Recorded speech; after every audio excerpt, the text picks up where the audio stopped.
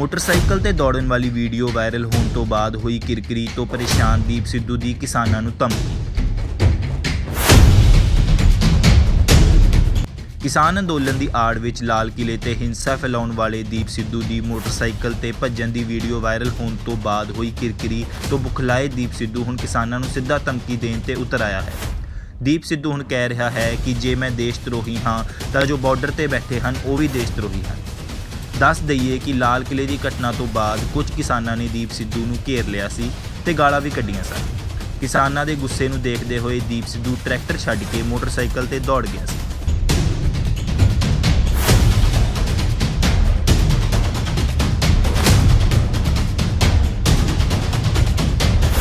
वाहिगुरू जी का खालसा वाहिगुरू जी की फतेह।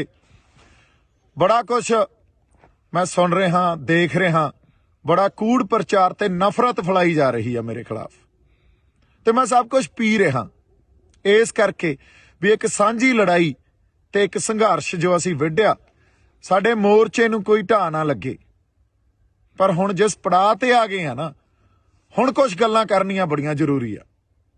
पहली गल तां इह 26 तरीक तो पहला जिहड़ी रात सी उस रात नूं साडे नौजवानां ने ते होर बई कई बंदियां ने स्टेज ते जाके आपदा रोस प्रगट किया। किसान आगूआं कोले इह गल कही भी तुसीं सानूं इत्थे 26 तरीक दा दिल्ली अंदर परेड करन वास्ते सद्दा दित्ता सी। बार-बार स्टेजां तो बड़ियां वड्डियां गल्लां बड़े वड्डे ऐलान कीते सी ते हुण जदों असीं इत्थे आ गए आ लास्ट मोमेंट ते तुसीं ओह रूट जो सरकार ने फाइनल किया उत्थे सानूं लिजाण नूं या उत्थे जाण नूं कह रहे हो, सो ये सानूं मंजूर नहीं आ।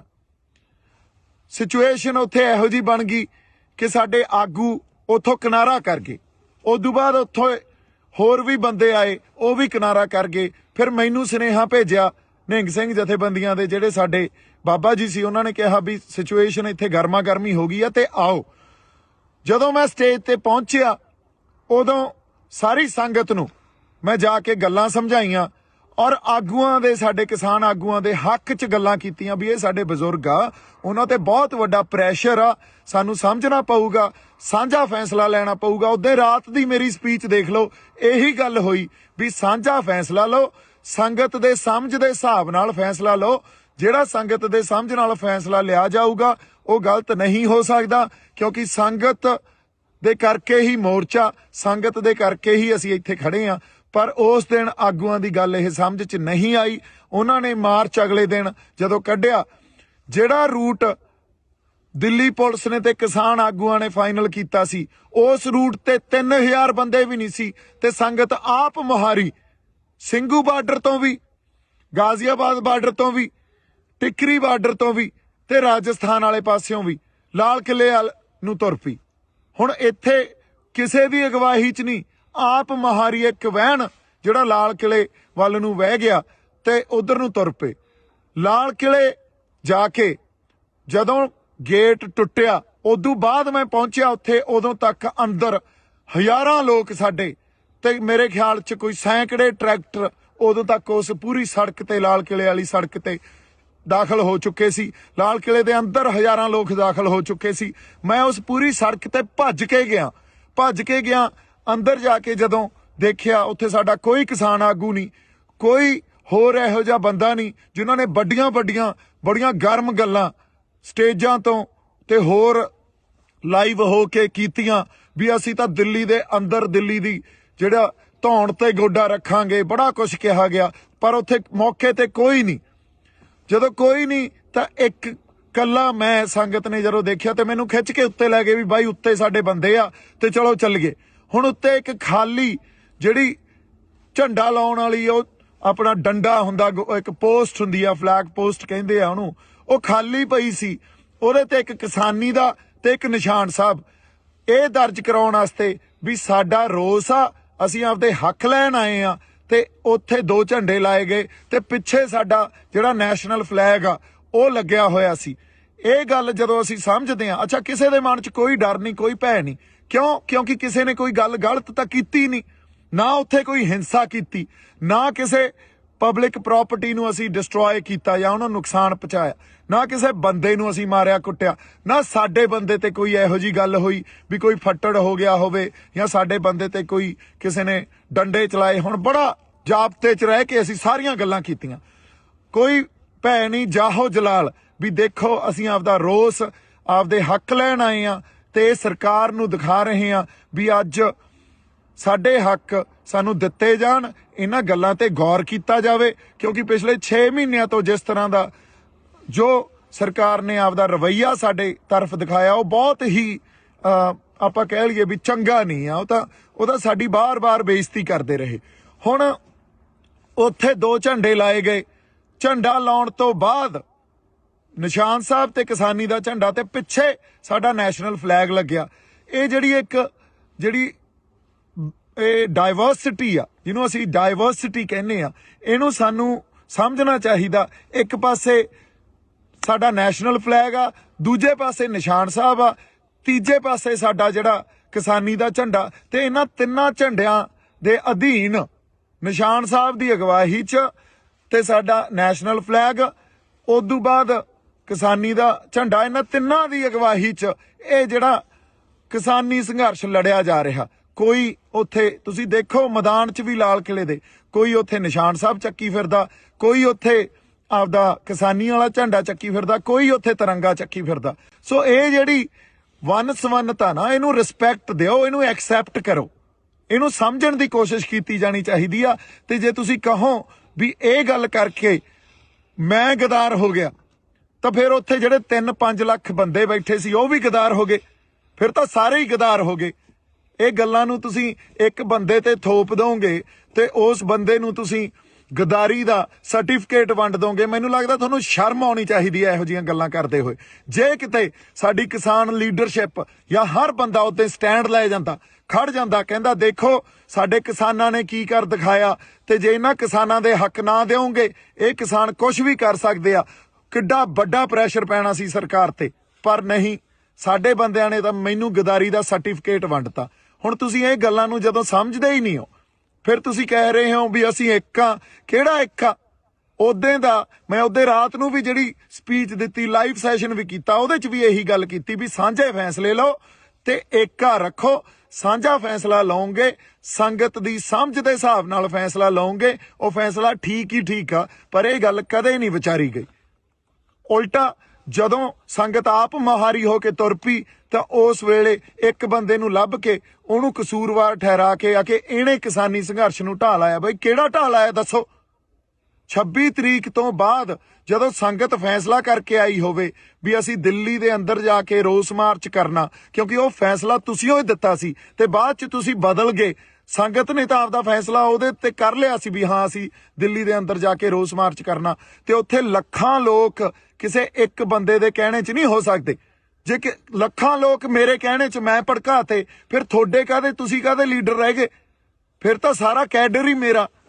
ਕਿਹੋ ਜਿਹੀਆਂ ਤੁਸੀਂ ਇੱਕ ਦਿਨ ਪਹਿਲਾਂ ਇਹ ਕਹਿੰਦੇ ਹੋ ਵੀ ਦੀਪ ਸਿੱਧੂ ਦੀ ਕੋਈ ਕੰਟਰੀਬਿਊਸ਼ਨ ਨਹੀਂ ਆ, ਦੂਜੇ ਦਿਨ ਇਹ ਕਹਿੰਦੇ ਹੋ ਦੀਪ ਸਿੱਧੂ ਮਗਰ ਲਾ ਕੇ ਲੈ ਗਿਆ ਬੰਦਿਆਂ ਨੂੰ। ਮੈਨੂੰ ਸਮਝ ਨਹੀਂ ਆਉਂਦੀ ਤੁਸੀਂ ਗੱਲਾਂ ਕੀ ਕਰ ਰਹੇ ਹੋ। ਹਜੇ ਤੱਕ ਤੁਹਾਨੂੰ ਏਕੇ ਦੀ ਸਮਝ ਨਹੀਂ ਆਈ, ਹਜੇ ਤੱਕ ਤੁਸੀਂ ਇੱਕ ਦੂਜੇ ਦੀਆਂ ਲੱਤਾਂ ਖਿੱਚਦੇ ਹੋ, ਹਜੇ ਤੱਕ ਤੁਸੀਂ ਤੌਹਮਤਾਂ ਲਾਈ ਜਾਂਦੇ ਹੋ।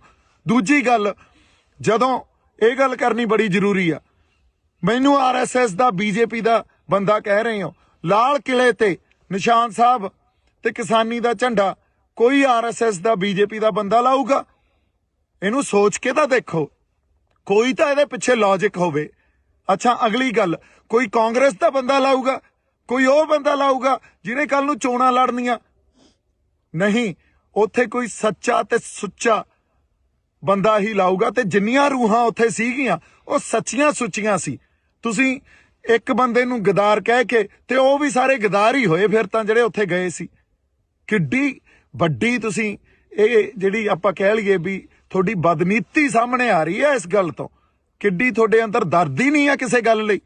ਗੱਲ ਦੀ ਸਮਝ, ਮੈਨੂੰ ਲੱਗਦਾ ਜਾਂ ਤਾਂ ਤੁਸੀਂ ਸਮਝਣਾ ਨਹੀਂ ਚਾਹੁੰਦੇ ਜਾਂ ਸਮਝਦੇ ਹੋਏ ਵੀ ਨਹੀਂ ਸਮਝ ਰਹੇ ਵੀ ਇੱਕ ਬੰਦੇ ਤੇ ਕਸੂਰ ਉਹਦੇ ਤੇ ਥੋਪੋ। ਕਿਉਂਕਿ ਜਿਹੜੇ ਫੈਸਲੇ ਲਏ ਆ ਅੱਜ ਤੱਕ ਤੁਸੀਂ, ਉਹ ਫੈਸਲੇ ਆਪ ਮੁਹਾਰੇ, ਤੇ ਕਿਸੇ ਨਾ ਕਿਸੇ ਤੁਹਾਡੇ ਅੰਦਰ ਐਡੀ ਵੱਡੀ ਈਰਖਾ ਤੇ ਸਭ ਤੋਂ ਵੱਡੀ ਗੱਲ ਹੰਕਾਰ, ਇੰਨੇ ਹੰਕਾਰੇ ਫਿਰਦੇ ਹੋ ਵੀ ਕਿਸੇ ਦੀ ਗੱਲ ਹੀ ਨਹੀਂ ਸੁਣਦੇ। ਜੋ ਫੈਸਲਾ ਅਸੀਂ ਕਰਤਾ ਉਹੀ ਮੰਨਣਾ ਪਊਗਾ। ਆਹ ਭਾਸ਼ਾ ਤੁਹਾਡੀ। ਹੁਣ ਤੁਸੀਂ ਦੇਖੋ ਇਹ ਭਾਸ਼ਾ ਨਾਲ, ਇਹ ਤਾਂ ਸਰਕਾਰ ਦੀ ਭਾਸ਼ਾ ਹੁੰਦੀ ਆ, ਫਿਰ ਤੁਹਾਡੇ ਤੇ ਸਰਕਾਰ 'ਚ ਤਾਂ ਕੋਈ ਫਰਕ ਹੀ ਨਹੀਂ ਰਹਿ ਗਿਆ। ਇਹੀ ਗੱਲਾਂ ਸਰਕਾਰ ਕਰਦੀ ਆ, ਇਹੀ ਤੁਸੀਂ ਕਰੀ ਜਾਂਦੇ ਹੋ।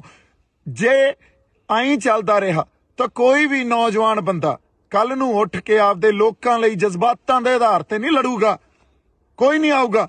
ਤੁਸੀਂ ਤਾਂ ਅਗਲੇ ਨੂੰ ਖੁੱਡੇ ਲੈਣ ਵਾੜ ਦਿੰਦੇ ਹੋ, ਤੁਸੀਂ ਤਾਂ ਗਦਾਰੀ ਦਾ ਸਰਟੀਫਿਕੇਟ ਵੰਡ ਦਿੰਦੇ ਹੋ। ਫਿਰ ਕਿਹਨੇ ਲੜਨਾ ਆ ਕੇ? ਫਿਰ ਸਾਰਾ ਸਿਸਟਮ ਜੋ ਸਰਕਾਰਾਂ ਚਲਾਉਂਦੀਆਂ ਉਵੇਂ ਹੀ ਚੱਲੂਗਾ, ਤੇ ਜਾਂ ਤੁਹਾਡੇ ਹੱਥਾਂ 'ਚ ਆ ਜਾਂਦਾ ਤੁਸੀਂ ਚਲਾਉਣੇ ਉਵੇਂ ਹੀ ਚੱਲੂਗਾ। ਇੱਥੇ ਤਾਂ ਪਰਿਵਾਰਵਾਦ ਹੀ ਰਹੂ, ਜਾਂ ਜਿਹੜੇ ਲੀਡਰ ਬਣਦੇ ਆ, ਜਿਹੜੇ ਬਣੇ ਹੋਏ ਆਲਰੇਡੀ, ਉਹਨਾਂ ਦੇ ਗਾਂ ਬੱਚੇ ਲੀਡਰ ਬਣ ਜਾਂਦੇ ਆ। ਇੱਥੋਂ ਕੋਈ ਸਾਡੇ ਵਰਗਿਆਂ 'ਚ ਉੱਠ ਕੇ ਤਾਂ ਆਖੇ ਅਸੀਂ ਲੀਡਰ ਬਣ ਤਾਂ ਆਏ ਵੀ ਨਹੀਂ, ਪਰ ਸੱਚੀਆਂ ਤੇ ਸੁੱਚੀਆਂ ਗੱਲਾਂ ਵੀ ਨਹੀਂ ਕਰ ਸਕਦੇ। ਤੁਸੀਂ ਇਹ ਗੱਲ ਨੂੰ ਸਟੈਂਡ ਤਾਂ ਕੀ ਲੈਣਾ ਸੀ ਜੋ ਉਦੋਂ ਸਾਡੀ ਸੰਗਤ ਨੇ ਕਰ ਦਿਖਾਇਆ। ਉਲਟਾ ਤੁਸੀਂ ਇੱਕ ਬੰਦੇ ਨੂੰ ਲੱਭ ਕੇ ਉਹਦੇ ਉਲਟ ਹੋ ਗਏ, ਉਹਦੇ ਤੇ ਸਭ ਕੁਝ ਮੜਤਾ ਤੇ ਉਹਨੂੰ ਗਦਾਰ ਕਹਿਤਾ। ਉਹ ਭਲੇ ਲੋਕੋ, ਤੁਹਾਨੂੰ ਉਸ ਦਿਨ ਨੂੰ ਸੈਲੀਬ੍ਰੇਟ ਕਰਨਾ ਚਾਹੀਦਾ ਸੀ। ਜੇ 26 ਨਵੰਬਰ ਨੂੰ ਅਸੀਂ ਜਦੋਂ ਬੈਰੀਕੇਡ ਭੰਨੇ ਸੀ ਸ਼ੰਭੂ ਬਾਰਡਰ ਤੋਂ ਚੱਲ ਕੇ, ਉਦੋਂ ਸਰਕਾਰ ਜਗਾਈ ਸੀ ਨਾ, ਤਾਂ 26 ਜਨਵਰੀ ਨੂੰ ਵੀ ਅਸੀਂ ਸਰਕਾਰ ਜਗਾਈ ਸੀ। ਅੰਨੀ ਤੇ ਬੋਲੀਆਂ ਸਰਕਾਰਾਂ ਨੂੰ ਤੇ ਉਹ ਸਾਰੀਆਂ ਨੈਸ਼ਨਲ ਜਿਹੜੀਆਂ ਸਾਡੀਆਂ ਪੋਲੀਟੀਕਲ ਪਾਰਟੀ ਆ ਜਾਂ ਪੋਲੀਟੀਕਲ ਕਲਾਸ ਸਾਰੀ ਜਿਹੜੀ ਬੈਠੀ ਆ, ਉਹਨਾਂ ਦੇ ਅੱਖਾਂ ਤੇ ਕੰਨ ਖੋਲੇ ਸੀ ਅਸੀਂ ਉੱਤੇ। ਤੁਹਾਨੂੰ ਇਹਨਾਂ ਗੱਲਾਂ ਦੀ ਸਮਝ ਹੀ ਨਹੀਂ ਆ। ਤੁਹਾਨੂੰ ਸਟੈਂਡ ਲੈਣਾ ਚਾਹੀਦਾ ਸੀ। ਦੀਪ ਸਿੱਧੂ ਨੇ ਕਿਸੇ ਮੋਰਚੇ ਨੂੰ ਢਾਹ ਨਹੀਂ ਲਾਈ ਆ। ਦੀਪ ਸਿੱਧੂ ਕਦੇ ਵੀ, ਹੁਣ ਵੀ ਸਿੰਘੂ ਦੇ ਕੋਲੇ ਹੀ ਖੜੇ ਆ, ਹਜੇ ਵੀ ਨਹੀਂ ਭੱਜੇ। ਤੁਸੀਂ ਇੱਕ ਹੋਰ ਗੱਲ ਕੀਤੀ ਆ ਕਿ ਦੀਪ ਸਿੱਧੂ ਮੋਟਰਸਾਈਕਲ ਲੈ ਕੇ ਭੱਜ ਗਿਆ। ਮੈਂ ਟਰੈਕਟਰ ਤੇ ਬੈਠ ਕੇ ਉੱਥੋਂ ਲਾਈਵ ਕੀਤਾ। ਉਦੋਂ ਬਾਅਦ ਕੁਝ ਬੰਦੇ ਜਿਹੜੇ ਯੂਨੀਅਨ ਦੇ ਬੰਦੇ ਸੀ, ਫਿਰ ਕਿਸਾਨ ਯੂਨੀਅਨ ਦੇ, ਉਹਨਾਂ ਨੇ ਆ ਕੇ ਇਹ ਕਿਹਾ ਵੀ ਇਸ ਬੰਦੇ ਨੇ ਸਾਰੀ ਹਿੰਸਾ ਕੀਤੀ ਆ। ਕਿਹੜੀ ਹਿੰਸਾ ਕੀਤੀ ਆ? ਕੋਈ ਬੰਦਾ ਮਰਿਆ? ਕੋਈ ਫੱਟੜ ਹੋਇਆ? ਲਾਲ ਕਿਲੇ 'ਚ ਅਸੀਂ ਕਿਸੇ ਪ੍ਰਾਪਰਟੀ ਨੂੰ ਨੁਕਸਾਨ ਪਹੁੰਚਾਇਆ? ਜਾਂ ਕਿਸੇ ਉੱਥੇ ਜਿਹੜੇ ਸਾਡੀ ਪੁਲਿਸ ਸੀ, ਜਿਹੜੀ ਦਿੱਲੀ ਪੁਲਿਸ ਸੀ, ਉਹਨੂੰ ਨੁਕਸਾਨ ਪਹੁੰਚਾਇਆ? ਉਲਟਾ ਪੁਲਿਸ ਦੇ ਨਾਲ ਲੱਗ ਕੇ ਜਦੋਂ ਝੰਡੇ ਉੱਤੇ ਵਿਰੋਧ ਅਸੀਂ ਕਰਨ ਲਈ ਲਾਤੇ, ਉਹ ਪੁਲਿਸ ਦੇ ਨਾਲ, ਉਹ ਪੁਲਿਸ ਵਾਲੇ ਸਾਨੂੰ ਆ ਕੇ ਕਹਿੰਦੇ ਯਾਰ ਤੁਹਾਡੇ ਵਰਗੇ ਬੰਦੇ ਨਹੀਂ ਦੇਖੇ, ਕਿਸੇ ਨੇ ਕੁਛ ਨੁਕਸਾਨ ਨਹੀਂ ਪਹੁੰਚਾਇਆ। ਤੇ ਪੁਲਿਸ ਨੇ ਨਾਲ ਲੱਗ ਕੇ ਇਹ ਕਿਹਾ ਵੀ ਚਲੋ ਠੀਕ ਆ, ਤੁਸੀਂ ਜੋ ਕਰਨਾ ਕਰ ਲਓ, ਤੇ ਉਦੋਂ ਬਾਅਦ ਪਲੀਜ਼ ਇੱਥੋਂ ਚਲੇ ਜਾਇਓ। ਹੁਣ ਅਗਲੀ ਗੱਲ, ਮੋਟਰਸਾਈਕਲ ਲੈ ਕੇ ਭੱਜਿਆ। ਉਹ ਜਦੋਂ ਮੈਂ ਲਾਈਵ ਕੀਤਾ ਟਰੈਕਟਰ ਤੇ ਬਹਿ ਕੇ, ਕੁਝ ਬੰਦੇ ਕਿਸੇ ਖਾਸ ਕਿਸਾਨ ਯੂਨੀਅਨ ਦੇ ਜਿਹੜੇ ਸੀਗੇ, ਉਹਨਾਂ ਨੇ ਇਹ ਗੱਲ ਕਹੀ ਵੀ ਇਸ ਬੰਦੇ ਨੇ ਹਿੰਸਾ। ਕਿਹੜੀ ਹਿੰਸਾ ਭੜਕਾਈ ਆ? ਦੱਸੋ ਤਾਂ ਸਹੀ। ਕੋਈ ਬੰਦਾ ਮਰਿਆ ਹੋਵੇ, ਕਿਸੇ ਦੀਆਂ ਲੱਤਾਂ ਟੁੱਟੀਆਂ ਹੋਣ, ਕਿਸੇ ਦੇ ਮੋਢੇ, ਕਿਸੇ ਦੀਆਂ ਬਾਹਾਂ ਟੁੱਟੀਆਂ ਹੋਣ ਯਾਰ। ਸੋ ਐਨੀਵੇਜ਼ ਉਹਨਾਂ ਨੇ ਇਹ ਗੱਲ ਕੀਤੀ। ਹੋਰ 4-5 ਬੰਦੇ ਆ ਗਏ ਤੇ ਸਾਡੇ ਬੰਦਿਆਂ ਨੇ ਜਿਹੜੇ ਉੱਥੇ, ਕੁਝ ਮੈਨੂੰ ਤਾਂ ਜਾਣਦੇ ਵੀ ਨਹੀਂ, ਮੈਂ ਤਾਂ ਇਕੱਲਾ ਫਿਰਦਾ ਸੀ। ਜਦੋਂ ਲਾਲ ਕਿਲੇ ਤੋਂ ਉਹ ਅਸੀਂ ਦੋਨੇ ਝੰਡੇ ਉੱਤੇ ਲਾ ਕੇ ਥੱਲੇ ਆਏ ਆ, ਲੋਕਾਂ ਨੇ ਹੱਥਾਂ ਤੇ ਚੱਕ ਲਿਆ। ਲੋਕਾਂ ਨੇ ਕਿਹਾ ਬਾਈ ਟਰੈਕਟਰ ਤੇ ਖੜਾ ਹੋ ਕੇ ਬੋਲ ਕੁਛ।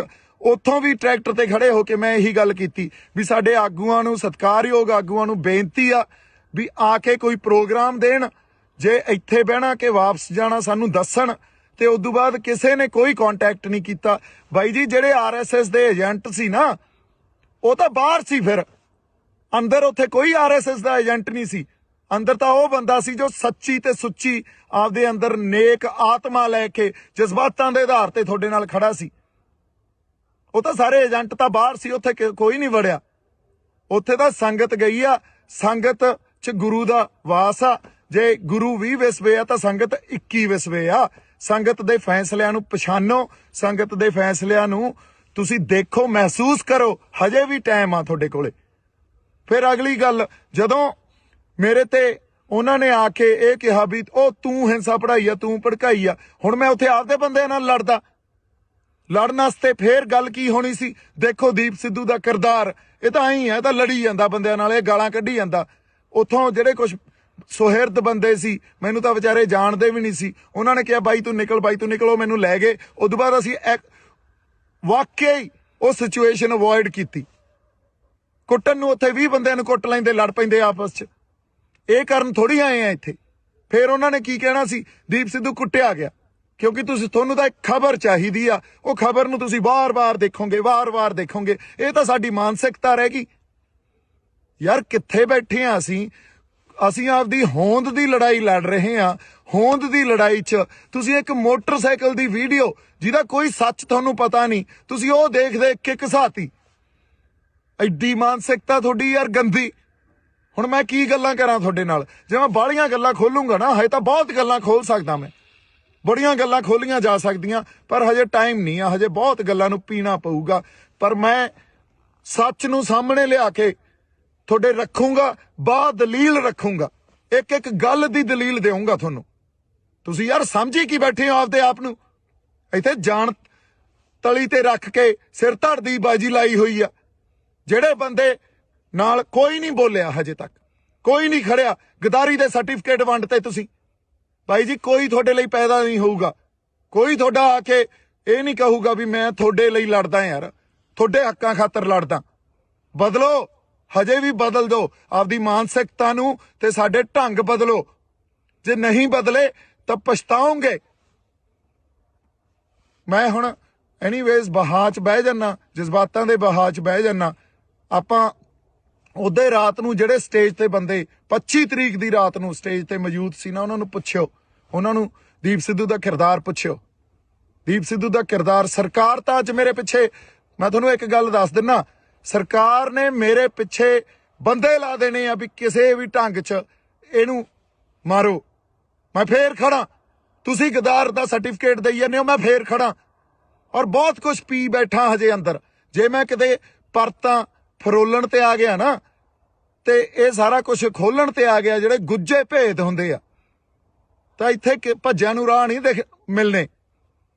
ਹੁਣ ਇੱਕ ਹੋਰ ਗੱਲ, ਇਹ ਗੱਲ ਮੈਂ ਡਾਇਲੌਗ 'ਚ ਨਹੀਂ ਬੋਲੀ ਸੀ, ਇਹ ਗੱਲ ਯਾਦ ਰੱਖਿਓ। ਭੱਜਣ ਵਾਲੇ ਨੂੰ ਧਰਤੀ ਚਾਹੀਦੀ ਹੁੰਦੀ ਆ ਤੇ ਉੱਡਣ ਵਾਲੇ ਨੂੰ ਅਸਮਾਨ। ਤੇ ਮੈਨੂੰ ਇਹ ਦੋਵੇਂ ਚਾਹੀਦੇ ਆ। ਹੁਣ ਇਹ ਜਿੱਥੇ ਵੀ ਮਿਲਣਗੇ, ਜਿਵੇਂ ਵੀ ਮਿਲਣਗੇ, ਮੈਂ ਛੱਡਣੇ ਨਹੀਂ ਆ। ਯਾਦ ਰੱਖਿਓ ਇਹ ਗੱਲ। ਐਨੀਵੇਜ਼ ਜਜ਼ਬਾਤੀ ਬੰਦਾ ਮੈਂ। ਕਰਾਂਗੇ ਗੱਲ, ਆਪਾਂ ਹੋਰ ਗੱਲਾਂ ਕਰਾਂਗੇ। ਤੁਸੀਂ ਏਕਾ ਬਣਾਈ ਰੱਖੋ।